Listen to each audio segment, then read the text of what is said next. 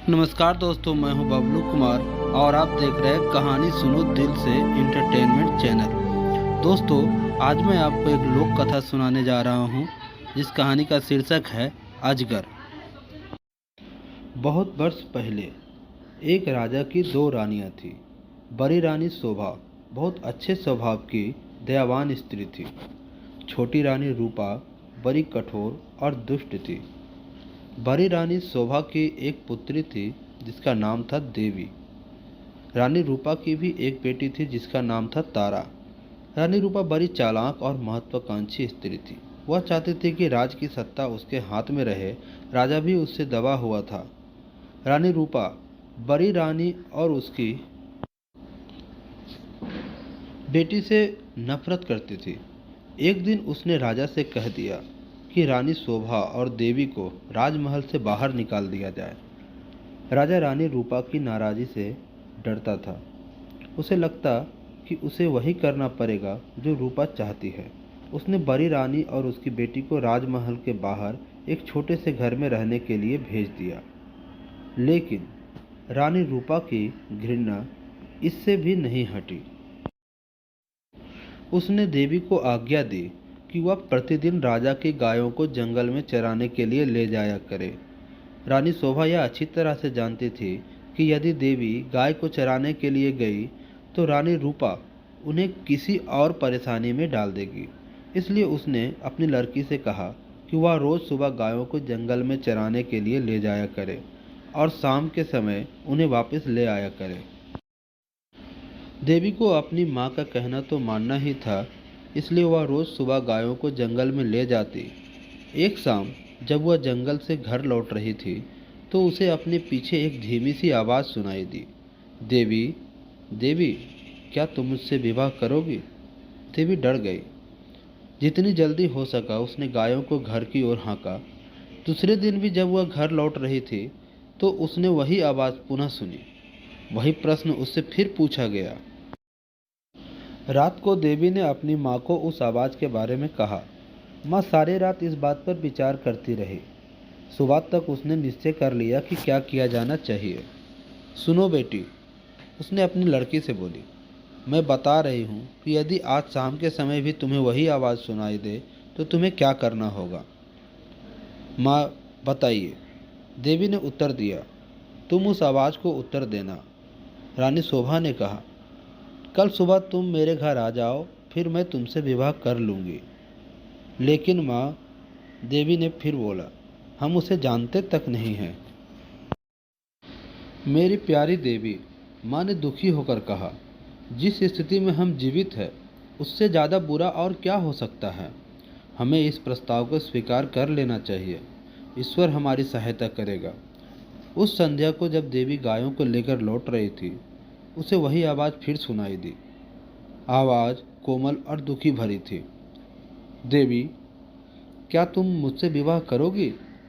क्या तुम मुझसे विवाह करोगी? आवाज़ बोली। देवी रुक गई।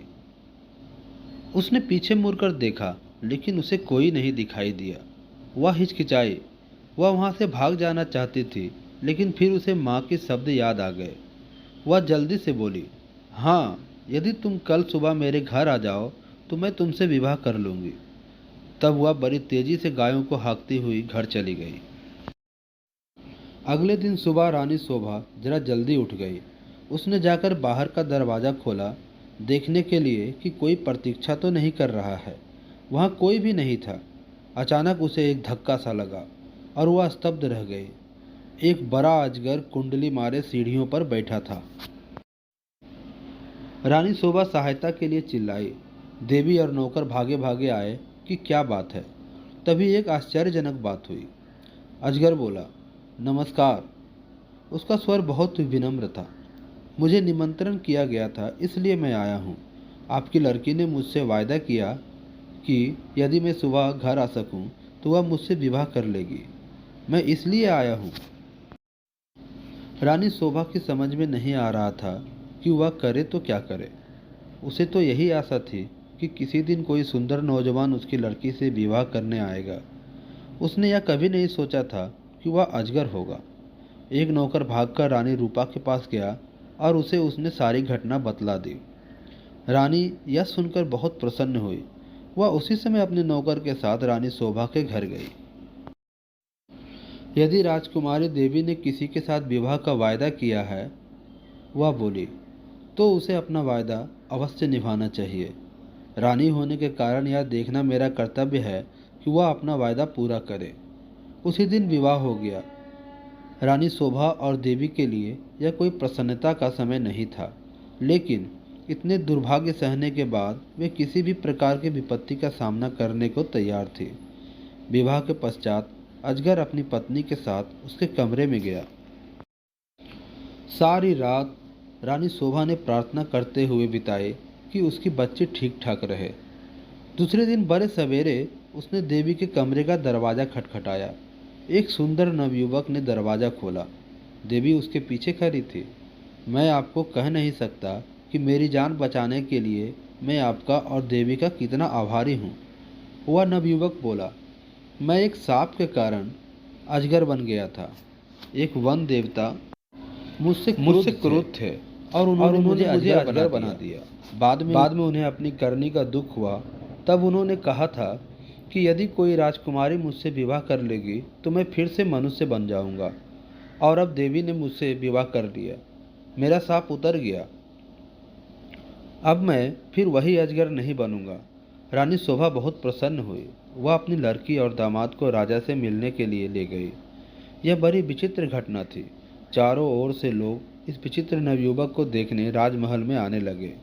सभी उत्सुक थे, सिवाय रानी रूपा के। रानी रूपा बहुत गुस्से में थी। उसने झल्लाते और खींचते हुए अपने आप को कमरे में बंद कर लिया। देवी का भाग्य उसे देखा नहीं जा रहा था। वह चाहती थी कि उसकी बेटी तारा भी ऐसी भाग्यशाली बने। आखिर उसे एक युक्ति सूझी। उसने अपनी लड़की को बुलाया। देवी का विवाह तो अब हो गया है, वह बोली, इसलिए गायों को जंगल में चराने के लिए तुम ले जाया करो। नहीं, तारा चीख कर बोली, इतने नौकर हैं तो फिर मैं क्यों गाय चराने जाऊं? यह मेरी आज्ञा है। रानी क्रुद्ध होकर बोली, एक बात और भी सुनो। यदि जंगल में कोई तुमसे विवाह करने का प्रस्ताव करे तो तत्काल कह देना कि तुम विवाह के लिए राजी हो। यदि वह अगले दिन सुबह हमारे घर आ जाए तो। तारा माँ की इस योजना से बहुत भयभीत हो गई। वह गायों को जंगल में नहीं ले जाना चाहती थी। वह खूब रोई, लेकिन रानी फिर भी नहीं पिघली। तारा को उसकी आज्ञा माननी ही पड़ी। तारा रोज सुबह गायों को जंगल में चराने के लिए ले जाती और फिर शाम के समय वापस ले आती। लेकिन उसने एक बार भी जंगल में किसी तरह की आवाज़ नहीं सुनी जो यह कह रही हो कि क्या तुम मुझसे विवाह करोगी। फिर भी रानी निराश नहीं हुई। जंगल में कोई अजगर तो था नहीं, तो तारा से विवाह का प्रस्ताव करता कौन। इसलिए उसने खुद अजगर ढूंढने का निश्चय किया। उसने अपने नौकर को एक अजगर लाने की आज्ञा दी। बहुत खोज करने पर काफ़ी दिनों के पश्चात उन्हें एक बहुत बड़ा अजगर मिला। उसे पकड़कर वे राजमहल में ले आए। आखिरकार रानी का अभिप्राय पूरा हो गया और उसने तारा का विवाह उस अजगर से कर दिया। अब रानी को संतोष हुआ। विवाह की रात तारा तथा अजगर को एक कमरे में बंद कर दिया गया। रानी अधीरता से सुबह की प्रतीक्षा कर रही थी। रानी रूपा ने सवेरे सवेरे ही लड़की के कमरे का दरवाज़ा खटखटाया, लेकिन कोई उत्तर नहीं मिला। उसने ज़रा और ज़ोर से खटखटाया, लेकिन दरवाज़ा तब भी नहीं खुला। रानी से और प्रतीक्षा नहीं की गई और उसने धक्का देकर दरवाज़ा खोल दिया। मोटा अजगर जमीन पर पड़ा हुआ था, लेकिन तारा का कहीं पता नहीं था। रानी चीख पड़ी। महल में सभी ने उसका चीखना सुना। राजा और नौकर भागे भागे आए कि क्या बात है, राजकुमारी कहाँ है। सब चिल्लाए, वह तो अजगर के पेट में होगी। रसोइया बोला, देखो वह कितना मोटा हो गया है। रानी अब बड़ी जोर जोर से रोने लगी। राजा भी रोने लगा। रसोइया अपना सबसे बड़ा चाकू लेकर आया। वह बोला, यदि वह अब तक जीवित हुई तो मैं राजकुमारी को बचाने की कोशिश करूंगा। उसने अजगर का पेट चीर डाला। तारा अच्छी तरह भली भांति जीवित थी। रसोइये ने उसे बाहर खींचा। वह चीख मारकर अपनी माँ की तरफ भागी। अजगर की मृत्यु हो गई और साथ में रानी रूपा की इस इच्छा की भी कि तारा का विवाह देवी की तरह ही किसी योग्य और संपन्न युवक से हो, ये भ्रम टूट गया। दोस्तों, यदि ये कहानी आपको अच्छी लगे तो कृपया इस चैनल को लाइक, शेयर व सब्सक्राइब जरूर करें। धन्यवाद।